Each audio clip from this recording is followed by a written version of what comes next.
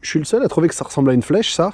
Oui, bon, c'est pas grave. Allez. Bonjour tout le monde, j'espère que vous allez bien. On se retrouve après l'EICMA 2024 pour une nouvelle vidéo d'essai. Et quel essai? Puisque la machine qui est devant vous n'est ni plus ni moins que la nouvelle Ducati Panigale V4S 2025. Une moto extrêmement intéressante parce que, eh bien, il y a beaucoup de choses sur cette machine qui pourraient nous faire nous demander s'il ne s'agit pas de l'assagissement de la civilisation d'une des hypersports les plus radicales que le monde n'ait jamais portées. Alors, bien évidemment, vous savez, ces derniers temps, j'ai fait pas mal de vidéos Ducati. Ne me demandez pas pourquoi. Il y avait beaucoup d'actu Ducat entre la Panigale V4R, la Street Fighter V4S, mais c'était des formats plus courts. Là, on revient au format initial, vous savez, les vidéos qui durent 40 ans, et on va bien évidemment passer en revue le look, les aspects pratiques, la technologie, on ira rouler la moto, moteur partie cycle, et on finira bien évidemment par le prix et la concurrence. Ça va faire plaisir.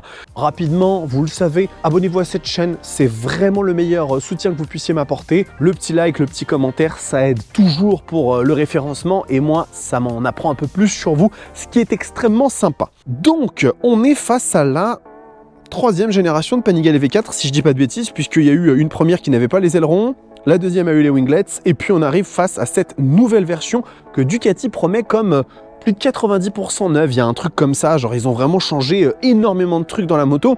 Et je vous avoue qu'après l'avoir conduit déjà un petit peu, il y a des trucs sur lesquels je suis assez d'accord. On va commencer par parler donc du look de cette Panigale, parce que ça reste quand même un des trucs qui sont très importants sur les machines de Ducat. À l'inauguration de la machine à la soirée chez Murit, j'avais fait des reels, des shorts dans lesquels je disais que je trouvais la moto plus belle que l'ancienne version de la Panigale, car elle était plus fine, elle était un petit peu plus élancée que l'autre qui avait pris beaucoup de muscles. Et ben en fait, je suis revenu un petit peu sur ma position. Il y a quelque chose qui me gêne sur cette Panigale V4 nouvelle génération. Je sais qu'ils ont pris beaucoup de l'inspiration de la 916 notamment, je crois, pour faire le design de la moto.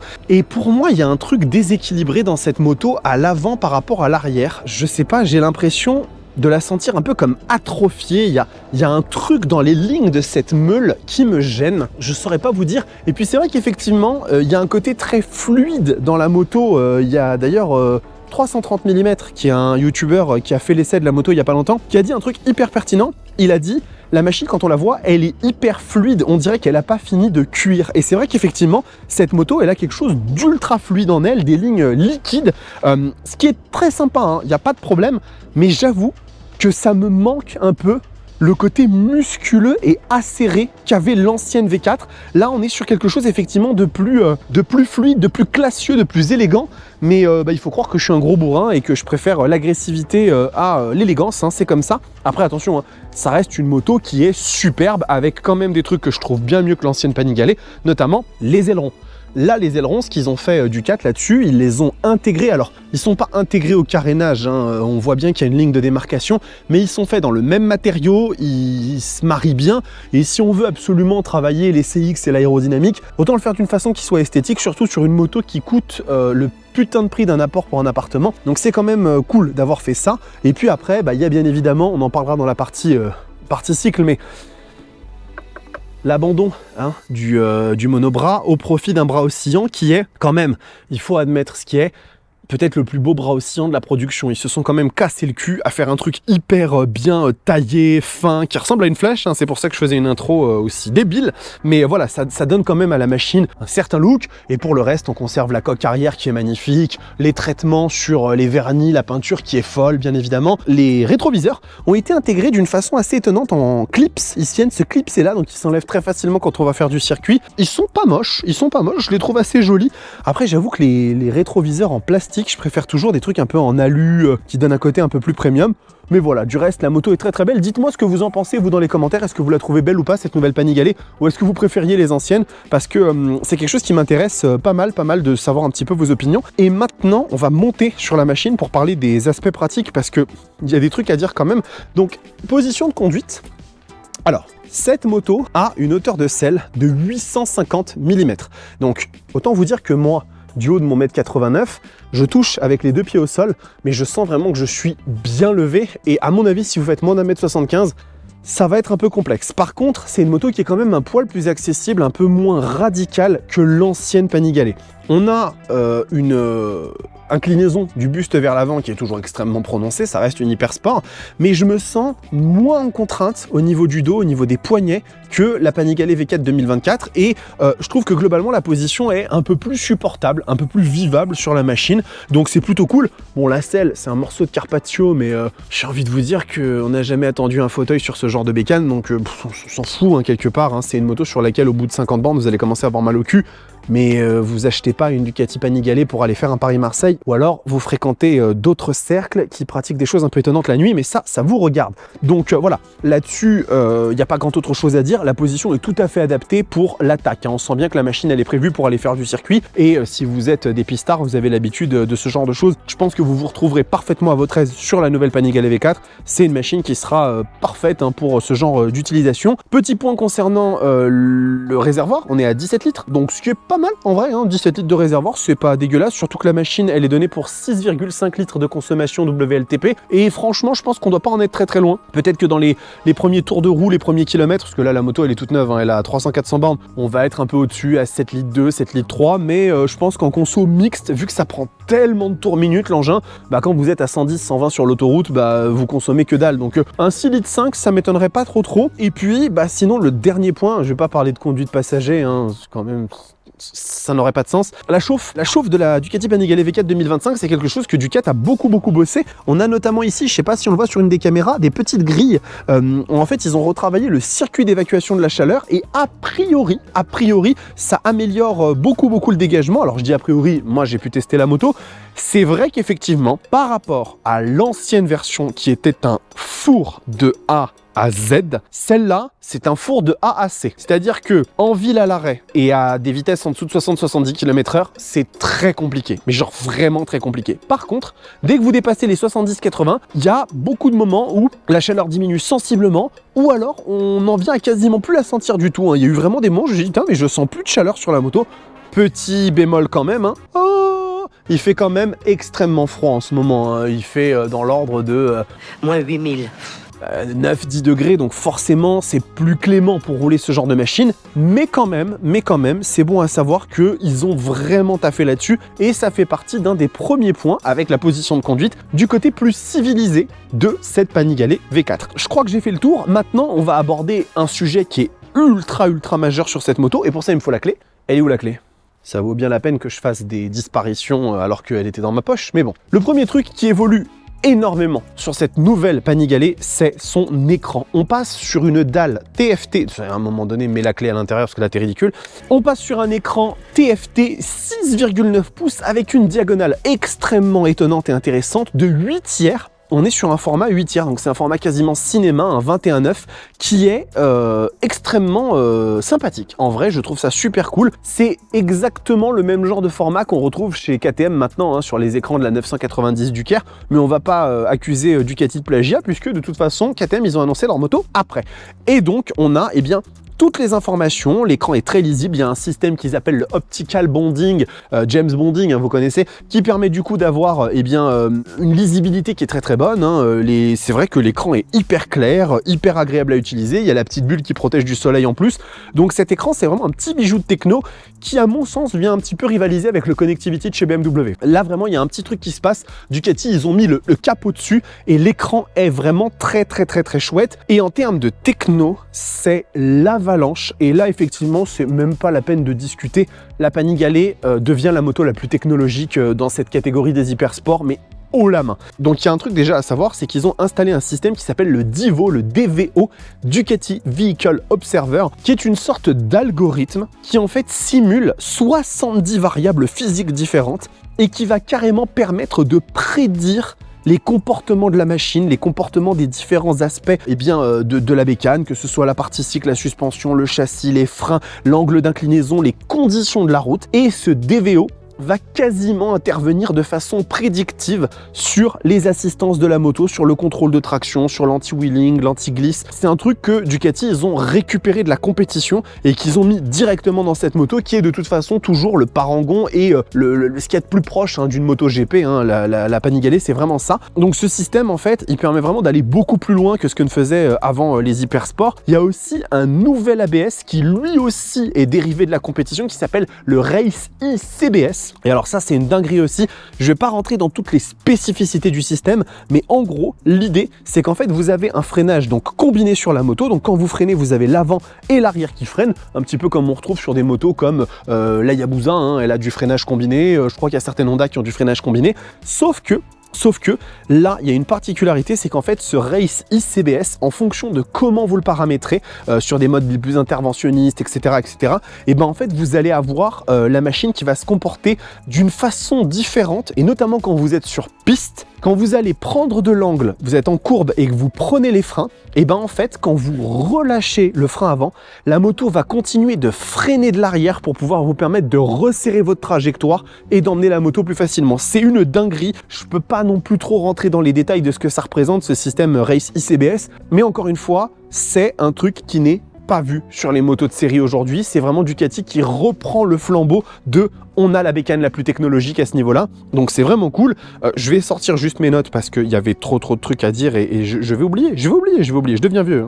Donc on a aussi quelque chose de très intéressant, c'est la commande d'accélérateur de la Panigale V4R qui est un petit peu plus réactive et du coup qui permet d'avoir une machine plus instantanée à l'accélération. Ça c'est cool. Le Smart C 3.0, donc ça c'est le système des suspensions semi-actives Öhlins qui est encore un peu plus poussé, encore un peu plus prédictif par rapport aux événements qui se passent en temps réel. Vous savez, avec la Multistrada, ils avaient annoncé pas mal de trucs en ce sens-là. Donc on part aussi sur un truc encore plus poussé qui là aura plus vocation à servir le côté racing que le côté route, même si évidemment ça adapte les suspensions en fonction des conditions de la route. Et un petit truc que, en fait, je pensais qu'au départ la machine ne l'avait pas, et en fait elle l'a, et c'est très cool, c'est qu'en fait vous pouvez avoir un cruise control sur cette Panigale. C'est une option, ça coûte 300 €. Bon, ça fait un peu mal de se dire qu'on a une option à 300 € pour avoir un régulateur de vitesse, mais pour moi, c'est un des signes supplémentaires que Ducati va dans le sens de civiliser sa Panigale, d'essayer de la rendre un peu plus exploitable au quotidien, un peu plus vivable pour la route, et en ça, je ne peux que les féliciter. Alors, avant qu'on parte rouler, bien évidemment, je vais vous démarrer.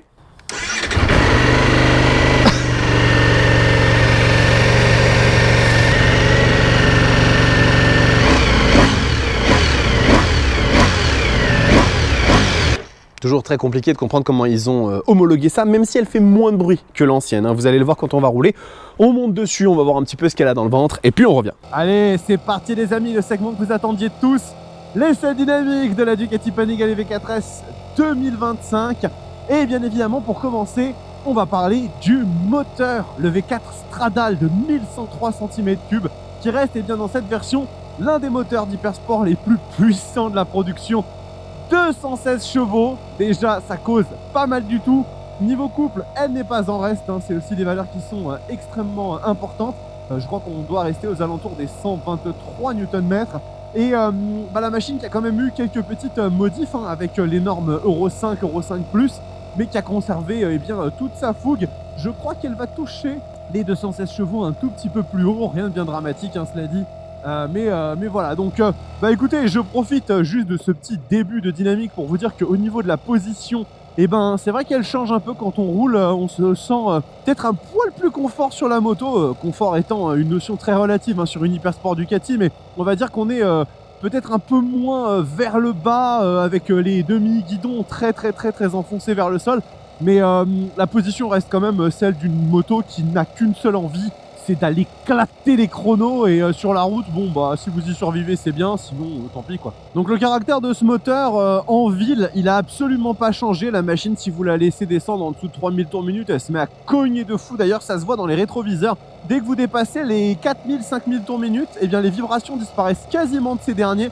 Alors que si la moto vraiment se laisse aller dans les régimes, alors là ça cogne de partout. On a l'impression que la moto va se désarticuler. Mais bon, c'est classique, on sait comment ça fonctionne. chez Ducati. Et la chaleur qui vient doucement mais sûrement vous étreindre. Rien de bien étonnant, hein, y a pas de souci, on a l'habitude. Non, je suis mauvaise langue parce que c'est quand même un poil plus tolérable qu'avant. Un poil plus tolérable. Enfin, quitte à prendre un V4 Stradale, je préfère quand même rouler en Street Fighter, ça n'a pas changé. La caméra, elle est bien là, j'espère qu'avec les vibrations, ça va pas dégager l'histoire, mais normalement, ça devrait le faire. Ah.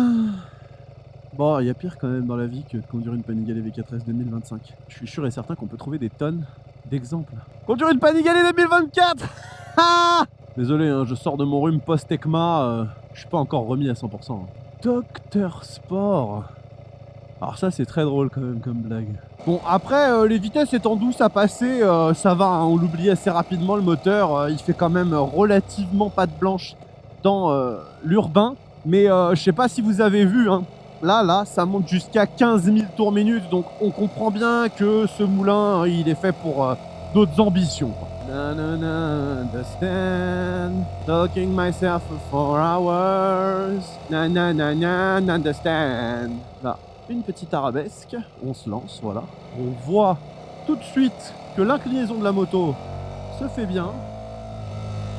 Et là, on va commencer un petit peu à, voilà, à réveiller la bête. Alors, hey, salut à toi, ami motard, avec ta Royal Enfield. Donc, je suis en mode sport, mais je l'ai réglé pour que la réponse soit la plus élevée, hein, au niveau de la puissance. Vous savez que j'aime bien quand ça tape. Et donc, non, on est là, regardez, vous voyez cette ligne droite qui nous attend ?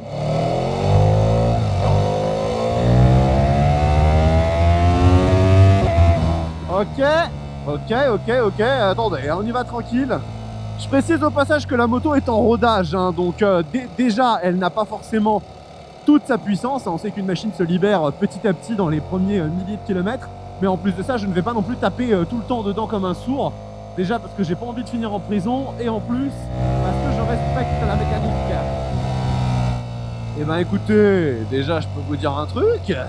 C'est que c'est ce bon V4 Stradale et que malgré les normes de pollution, eh bien tout ça continue à avoir une vigueur assez sympathique dans le monde des hypersports quand même. Hein. Ah ouais, j'aime bien. Franchement, j'aime beaucoup. Oh, la petite Super Duke GT. Salut à vous les amis motards. Petite Super Duke GT. Mais non, pas Super Duke GT. Mais attends, mais c'était le phare de la 1390, mais les Super Adventure et tout, elles sont pas déjà sorties. Qu'est-ce qui se passe ? Expliquez-moi! Eh ben franchement je suis assez content parce que bon, c'est pas la Street Fighter, hein, on est d'accord, c'est pas fait pour, blablabla. Mais là, je suis à 4000. Ouais, il faut quand même aller chercher un peu plus, il faut quand même aller chercher le 5500 pour que... Ouais, mais là par contre, directement elle prend des tours immédiatement, sans me mettre un énorme coup de pied au cul, mais c'est déjà très très plaisant. Et puis après, bien évidemment, plus on tourne la poignée, plus ça déroule. Tout le monde est sorti là alors qu'il fait 4 degrés. Mais c'est très plaisant. C'est très plaisant. Croiser des gens, voilà. Donc là, ici, on y va. Ah, mais il y a de la terre partout. Ah ouais. Ce moteur ne connaît pas le terme inertie.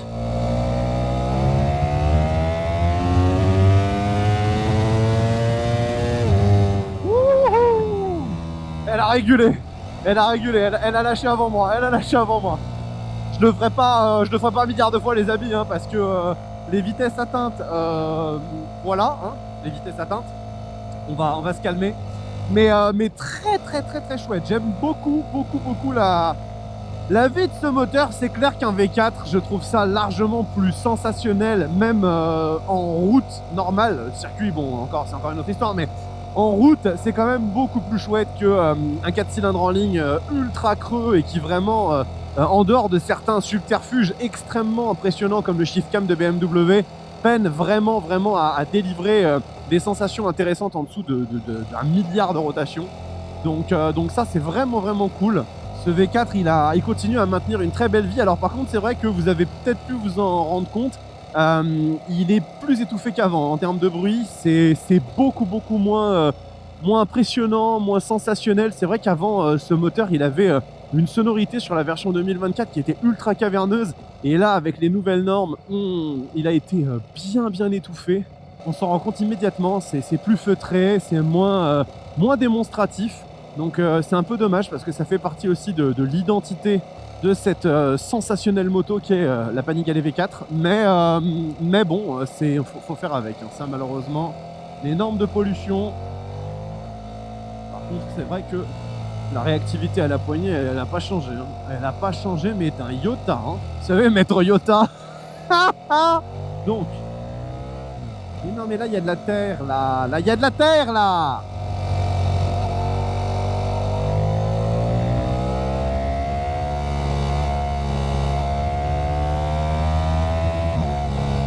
Ah ouais. Et le shifter marche super bien. Hein.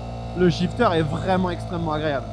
Passe des vitesses avec velouté, onctuosité. Il n'y a rien à dire, c'est vraiment hyper agréable.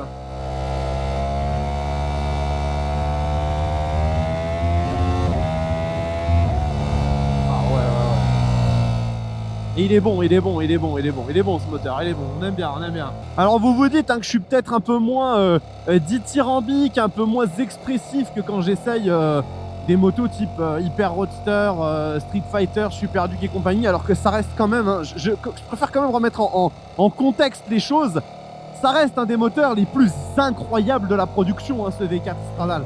C'est juste que bah, ça reste une machine qui délivre quand même beaucoup de ce qu'elle a à donner dans les tours.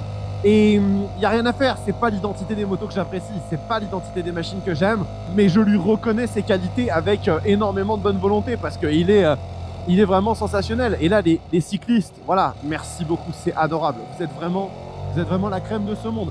Donc voilà, c'est normal que je sois pas aussi émotif, on va dire, émotif que je ne le serais dans une situation de conduite d'un Hyper Roadster. Mais gardez quand même en tête que ce bouilleur, ce V4 Stradale de la Panigale V4S, il est monstrueux et que même pour sa version 2025, il a rien perdu de sa superbe. Infidèle. Je place beaucoup de rêves comme ça aujourd'hui. Si vous les trouvez toutes, vous gagnez quelques points. Et à la fin de l'année, on décernera le prix du meilleur follower de la chaîne. Ça continue à filmer là, ouais c'est super. Ah, petite chose que je ne vous ai pas précisé, mais je le dis, il n'y a pas de caméra face, parce qu'en fait, j'ai pas vraiment d'endroit où je peux l'accrocher. Je pourrais le mettre ici sur les rétroviseurs, mais j'ai trop peur de les abîmer. Donc désolé, aujourd'hui, vous ne verrez pas ma tête sur les sets, cette Panigale V4S 2025. Mais vous m'avez déjà bien vu assez comme ça, déjà à l'ECMA, et sur le statique. Donc ça ira bien. Mais c'est vrai qu'effectivement, elle chauffe. Mais je roule depuis tout à l'heure et je suis pas en train de me plaindre toutes les 5 secondes, donc c'est que ça a quand même progressé l'histoire. Ça a quand même pas mal progressé. Oh, j'aime bien, j'aime bien, j'aime bien. Allez, on s'en cogne un dernier hein, quand même avant de passer à la partie cycle. Alors, les routes en ce moment, c'est vraiment pas ça. Hein.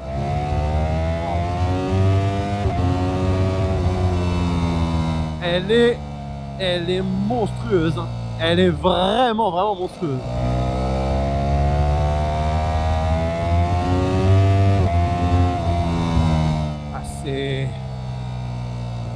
Faut s'accrocher, faut s'accrocher. Allez, une petite last. On y monte.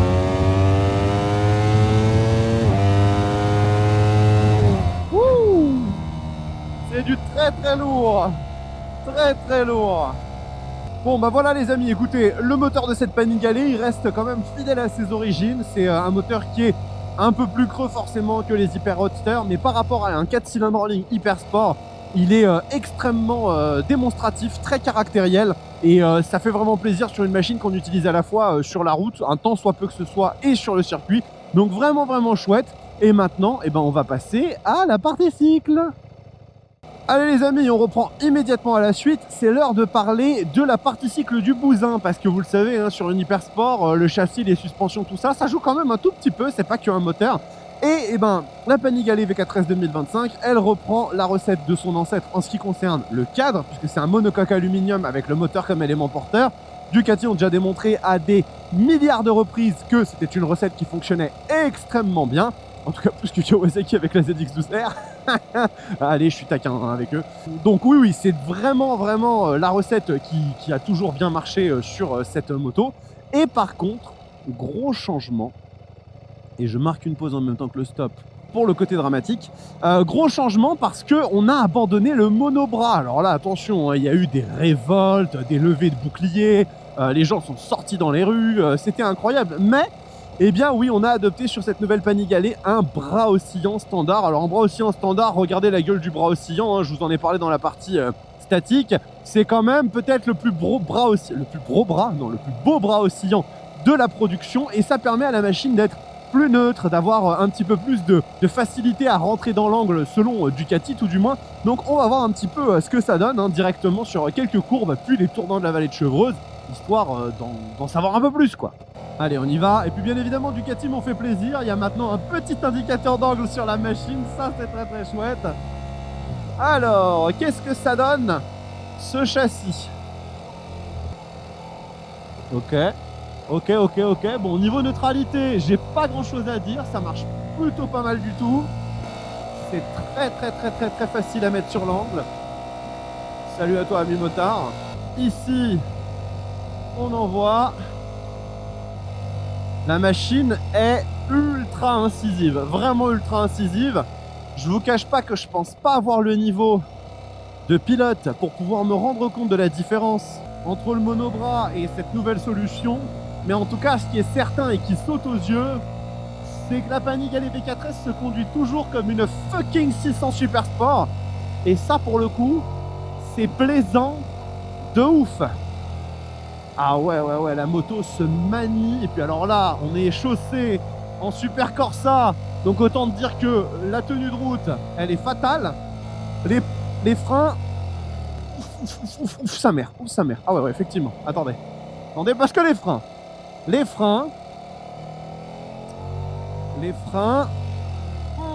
Ah ouais. Bon, alors, les freins. Faut parler des freins de cette moto parce que cette Panigale V4S a été la première moto à inaugurer, à étraîner les nouveaux Brembo iPure, qui sont donc le nouveau ultra haut de gamme de chez Brembo dans le monde du grand public, dans le monde de la route. Et ces freins, eh ben, ils sont incroyablement puissants, dosables. Par rapport au Stylema, je trouve qu'ils sont plus puissant, limite des fois c'est trop brutal tellement ça freine hyper fort. Ah ouais, mais par contre, ce qui est sûr et certain, c'est que la moto, vous l'arrêtez, les notions de distance d'arrêt n'existent plus sur la Panigale V4S 2025. C'est du délire. La machine s'arrête en l'espace d'une seconde et c'est tellement impressionnant sur une machine 1000 cc comme ça, une énorme hypersport, que je ne peux qu'être curieux de voir ce que ça va donner sur une moto comme la KTM 990 RCR, qui elle aussi est équipée en Brembo iPure, mais la moto fait 130 chevaux et elle est beaucoup plus légère a priori, donc ça va être une boucherie. Et le freinage est vraiment fantastique. La partie suspension, j'en ai pas parlé, mais là on est sur une Panigale V4S, donc on a bien évidemment du Öhlins, bien évidemment du très haut de gamme, avec du coup eh bien, une fourche NPX, hein, si je dis pas de bêtises, hein, c'est la NPX 2530, avec à l'arrière l'amortisseur Öhlins TTX 36. Le tout est semi-actif, vous le voyez sur les petites traits du riz tressé là. Et donc, tout ce petit monde, vous savez ce que c'est, hein, c'est le caviar du monde suspension. Et c'est vrai qu'effectivement, la Panigale n'est pas trop ferme. Ça reste relativement vivable et tolérable quand on a envie de rouler un peu au quotidien. La moto se tolère plutôt pas mal du tout, les amis. Donc c'est assez bluffant de voir qu'au niveau de l'expérience globale que délivre la machine, on reste sur un truc qui est tout à fait correct pour un usage, on va dire, baguette métro dodo. Même si le baguette métro dodo restera toujours extrêmement dynamique, hein, avec cette moto, ne nous y trompons pas. Mais c'est très cool. Allez, on va avancer un petit peu et puis on se retrouve au tournant, histoire de pouvoir un petit peu terminer cette partie cycle de la machine. Allez, vous le savez, ici on reprend toujours quelques courbes avant d'arriver au tournant, quelques courbes un peu plus élargies. Alors attention aux gens quand même, parce qu'il y a des gens qui marchent sur la route, c'est très intéressant. C'est un nouveau concept que je ne connaissais pas. Oh là là. Ah, c'est... Elle s'emmène avec une facilité, c'est hallucinant. Incroyable. Ah,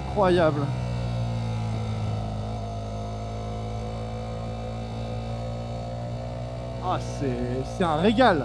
c'est un régal. Elle est impressionnante, impressionnante.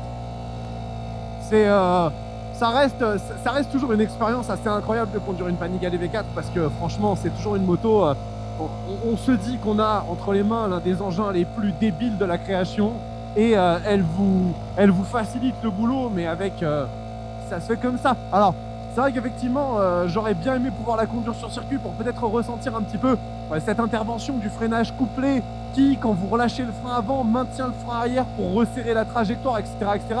Ça c'est des choses malheureusement j'ai pas le niveau, et sur la route on s'amuse pas à faire ça pour le ressentir comme ça. Peut-être que sur le circuit je m'en serais rendu compte, mais ça reste quand même une machine folle. Et c'est vrai qu'effectivement le fait d'avoir une moto qui chauffe un peu moins, parce que c'est vrai que là il y a des phases où vraiment la chaleur je ne la sens quasiment plus.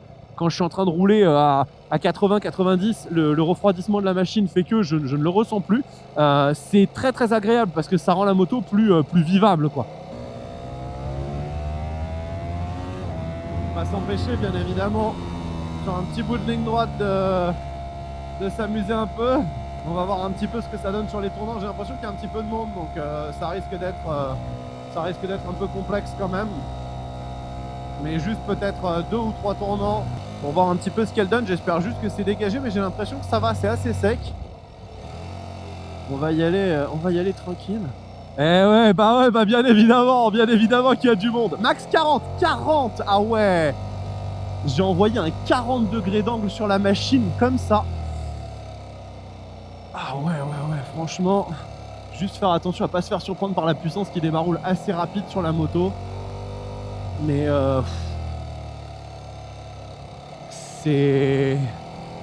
ça va très vite.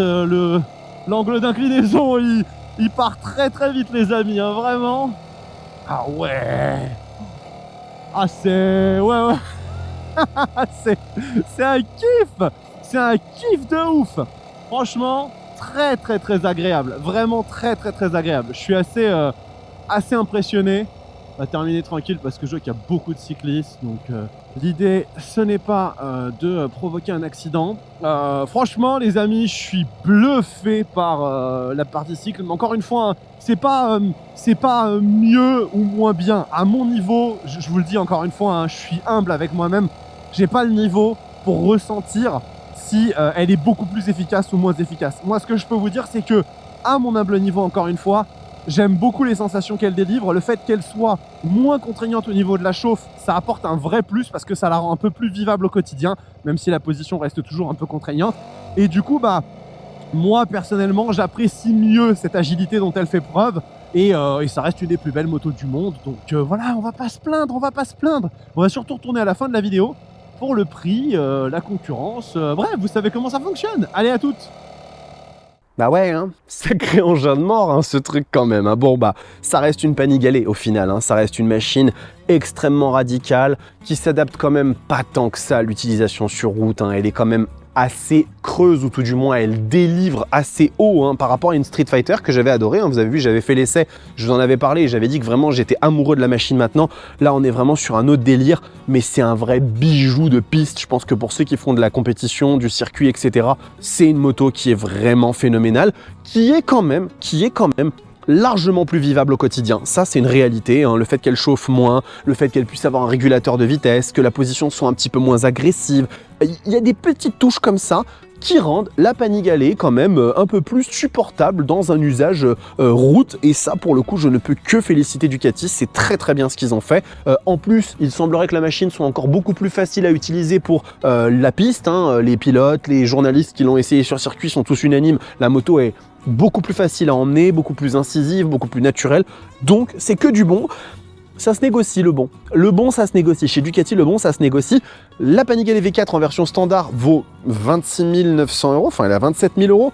Et celle-là, elle est pas loin des 35 000. 35 000 €. Alors, en plus, j'ai toujours trouvé que l'écart quand même est gigantesque entre la standard et la S, alors que bon, on a effectivement les éléments Öhlins, on a les jantes forgées, mais est-ce que ça justifie vraiment 8000 balles sur la balance? Je trouve que ça fait quand même très cher. C'est une bécane qui vaut une fortune, hein, il faut le savoir. De toute façon, quand vous achetez une Panigale, vous savez que vous devez négocier avec votre banquier, ou être rentier, hein, ça c'est vous qui voyez. Et qu'est-ce qui vient se mettre en face de cette moto finalement? Eh bien, il y a 3 bécanes. Alors, toutes dans un segment un petit peu différent de prix, parce que vous vous doutez, hein, trouver des machines à 35 000 €, ça court pas les rues. La première, c'est la nouvelle BMW M1000 RR. Et oui, la machine de compétition ultime de BMW, qui commence pour le coup, elle se targue, elle se permet l'outrecuidance comme ça de commencer plus cher que celle-ci. On est à 37 000 € pour une BMW M1000 RR, ce qui vaut extrêmement cher. Et en plus de ça, si vous lui mettez le pack M avec les roues en carbone, etc., on est à 42 000 €. Donc vraiment, c'est hyper cher. Mais à ce prix-là, vous avez eh bien, le monstre ultime de chez BMW, une machine qui fait 218 chevaux, avec des ailerons qui sont aussi grands qu'un paquebot. Enfin, c'est un truc de ouf. Je pense que la moto, jamais vous pouvez la soulever, hein, même avec vos mains, elle bougera jamais. Avec une technologie de fou furieux, avec tout ce que BMW sait mettre en place pour faire une pure machine de compétition. Ils ont eu beaucoup de victoires ces derniers temps, donc en plus ils sont galvanisés par ça et ça donne de la légitimité à la M1000 RR comme véritable compétitrice. Et en fait, cette moto, sa concurrente, c'est plutôt la Panigale V4R. Sauf que la V4R, elle vaut pas du tout ce prix-là, elle est à plus de 44 000 €. Donc, pour le coup, rapport qualité-prix, c'est plutôt pas mal. Ensuite, une autre dont j'avais envie de parler, c'est la CBR 1000 RR RSP. Je sais, c'est très long à dire, de chez Honda. Et on peut même évoquer la Carbone Edition, tant qu'on y est, hein, qui est à 32 000 €, qui a des petits éléments de carbone. C'est une édition limitée à 300 exemplaires, qui fait 217 chevaux, donc elle se bagarre avec celle-là. Un tout petit peu moins de couple, mais bon, c'est peu ou prou la même chose. Et puis, on a une moto hyper efficace, hein, parce que depuis que Honda, ils ont abandonné le Total Control, qu'ils l'ont foutu à la poubelle, ils font des espèces de monstres de fous. Alors, quand j'avais testé la CBR, la 1000, j'avais trouvé qu'elle était hyper creuse, mais genre vraiment la moto la plus creuse que j'avais jamais roulée de ma vie. Il semblerait que c'était lié au premier millésime, et maintenant, ils ont un peu corrigé ça. La moto a plus de niaque dans les basses rotations. Donc, c'est à tester. Il faudrait que j'en prenne une. Il faudrait que je demande à Marc si un jour, ils en ont une qui traîne dans la boutique pour aller faire un tour avec. Mais en tout cas, ça peut être une très bonne alternative. Et là, pour le coup, la version SP qui est en all-ins avec plein de beaux éléments, on est dans les 26 000 €. Hein. Donc vraiment, pour le coup, ça passe bien mieux qu'une Panigale. À vous de voir si vous préférez japonais ou italien. Ça, c'est votre choix. C'était quoi la dernière ? Ah bah oui, on va rester en Italie. La nouvelle RSV4, hein, la nouvelle RSV4 qui est de facto la nouvelle hyper sportive de série la plus puissante au monde, puisqu'elle sort 220 chevaux dans le V4, donc ça commence à taper vraiment très fort. Je sais que certains d'entre vous m'avaient parlé de la Superleggera, mais la Superleggera, c'est une machine un peu exclusive, un peu particulière et spéciale. Donc pour le coup, je pense que vraiment, c'est elle qu'on peut vraiment considérer comme la plus puissante. Et tu t'en vas, toi. Ah non. Excusez-moi, j'ai une interruption d'un invité non autorisé. RSV4 qui donc évolue sur pas mal d'aspects, hein, elle prend pas juste 3 chevaux, elle gagne notamment les nouveaux étriers Brembo et Pure qui sont sur la Panigale, ce qui en fait une des 3 motos à l'avoir avec la KTM 990 RCR. Le package électronique s'améliore, elle a des nouveaux ailerons, pas mal de trucs vraiment très cool. Donc une RSV4, ça se fait très bien. En version factory sur les modèles, les millésimes précédents, ça valait dans les 25 000 €. Ça m'étonnerait qu'elle prenne 10 000 balles hein, en augmentation, donc why not, ça se fait très bien, je pense que ça peut être une vraie concurrente, et là pour le coup vous êtes italien, donc ça se fait aussi très bien, et en plus de ça vous avez la plus belle sonorité qui existe sur un moteur, je ne veux rien entendre. Voilà, écoutez, on arrive à la fin de cette vidéo, hein, on revient à un format vraiment d'essai comme à l'ancienne, hein, avec une vidéo qui va durer beaucoup trop longtemps, mais j'espère que ça vous a plu, vous me direz ce que vous en pensez, vous, de cette nouvelle Panigale V4S. On remercie bien évidemment Espace Murite, c'est vrai que je l'ai pas fait au début de la vidéo, mais on remercie Espace Murite pour le prêt de la moto, hein, notre grand partenaire à Châtillon, qui font KTM, Yamaha, Kawasaki et Ducati, hein, au cas où, si c'était pas évident. N'hésitez pas à aller les voir. Vous savez hein, que si vous achetez des motos chez eux avec le code promo Roadsters TV, vous pouvez avoir des petits avantages. Et puis moi, je vous fais la livraison de la machine en main propre le jour où vous venez la chercher. Donc c'est que du cool. Qu'est-ce que j'en conclus sur cette Panigale? Bah que je la trouve toujours aussi inutile sur la route, même si les progrès sont évidents et l'agrément est vraiment beaucoup plus cool. Que si je devais choisir, je prendrais une Street Fighter V4, mais que bah y a rien à dire, ça reste encore pour moi la reine des hyper sportives, dans le sens où la techno, le moteur, l'exotisme, tout sur cette moto ne crie qu'un seul truc, la victoire sur les circuits. Et pour ceux qui aiment ça, bah, je peux comprendre qu'on mette 35 000 € dans cette moto. Voilà les amis, cette vidéo est terminée. J'espère qu'elle vous a plu. On se retrouve très vite pour de nouveaux essais, des guides. Vous savez qu'en ce moment, je fais plein de news en plus d'actualité. Et j'espère que ça vous plaît. En tout cas, vous avez l'air de kiffer ça. En attendant, prenez soin de vous, kiffez vos bécanes. Ciao!